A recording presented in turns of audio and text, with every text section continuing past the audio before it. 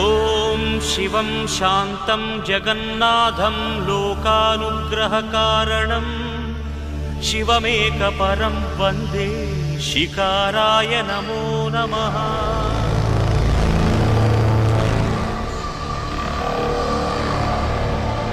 ॐ महामङ्गलाय महाभिषेकाय महाशान्ताय महावीरेन्द्राय महायोगेन्द्राय महागुहाङ्गाय